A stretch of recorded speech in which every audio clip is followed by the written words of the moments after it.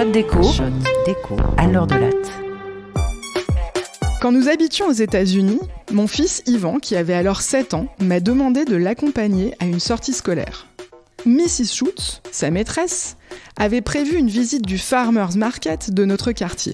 La balade n'a duré que 2 heures, et pourtant, j'en suis sortie lessivée, rincée, haïssant l'éducation américaine, les enfants américains et la vie en général. Bref, un enfer. Mais j'ai aussi une révélation. J'ai fait l'expérience de la croyance profonde des Américains dans les vertus du libéralisme et une certaine méfiance des règles, sauf en cas de circonstances exceptionnelles.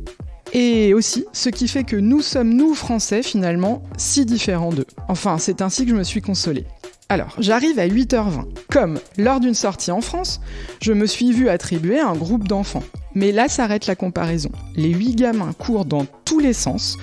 Je fais les gros yeux, je crie un peu, mais impossible de les discipliner. La moitié court devant et l'autre regarde en l'air à l'arrière. Je perds la distance avec le reste de la classe. Le niveau sonore sur notre passage est ahurissant. Les enfants me regardent comme une extraterrestre quand je leur demande de se mettre en rang 2 par 2. Je panique. Je me dis qu'un des 8 va au mieux se perdre, au pire passer sous une bagnole. Les passants sourient, attendris par ces chérubins pleins de vie. Donc ça a l'air ok. Il faut que je me détende. Arrivé au marché, donc au Farmer's Market, la maîtresse annonce aux enfants qu'ils ont 45 minutes sur place. Et là, ça se disperse sans plus aucune notion du groupe. Moi, je suis en PLS, je ne crois pas que je les retrouverai tous intacts. Pourtant, 45 minutes plus tard, les enfants reviennent toujours surexcités, mais aucune perte, aucune victime, juste quelques pots de fleurs renversés sur les étalages. Le retour à l'école est aussi chaotique, mais cette fois, je laisse faire puisque ça a l'air de fonctionner. Mais comment ? Pourquoi les enfants sont revenus sains et saufs à l'école ? Bien, la maîtresse n'a pas eu besoin d'intervenir ou de fixer des règles comme dans n'importe quelle sortie scolaire en France. Elle a considéré qu'il y avait une espèce de main invisible qui coordonnait les petits mimes. D'une part, nous étions en situation d'information parfaite. Mrs. Schultz a donné la destination, donc le marché, et le timing, retour pour la cantoche. Ils avaient tous en poche des dollars donnés par leurs parents. Donner à un enfant la liberté d'acheter ce qu'il veut, il s'autodisciplinera et rentrera vivant pour manger ses brownies. De mon point de vue franco-égalitaire, c'est moins l'incitation financière qui m'a étonnée que l'absence de limite de budget. Les montants allaient de 0 à 20 $. Oui, 20 $ à 7 ans pour une sortie de 2 heures. Faut-il limiter le salaire des patrons, l'argent de poche des enfants en sortie collective ? Comment lutter contre les inégalités au sein de la classe ? L'éternelle question que personne ne s'est posée ce jour-là. J'avais moi-même donné 3 $ à Yvan qui était évidemment vert. Arrivé à l'école, je dépose mon groupe avec soulagement.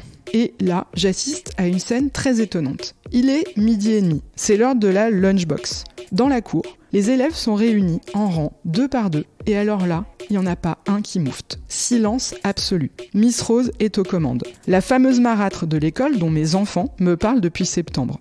Je fais un commentaire à un parent à côté de moi. Dis donc, elle sait mieux les tenir que nous.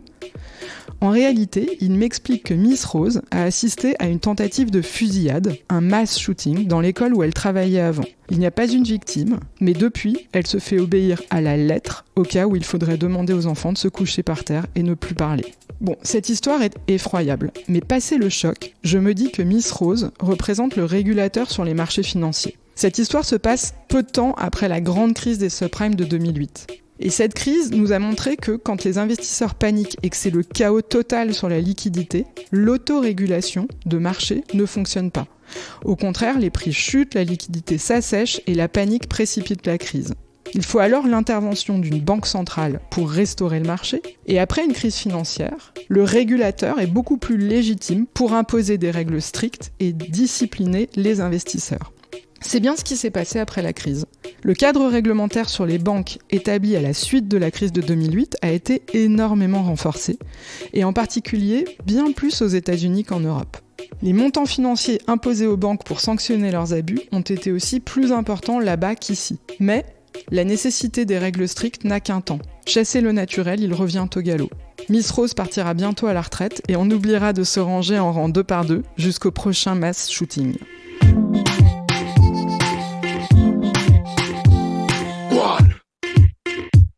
C'était un podcast de l'université Paris-Dauphine, PSL.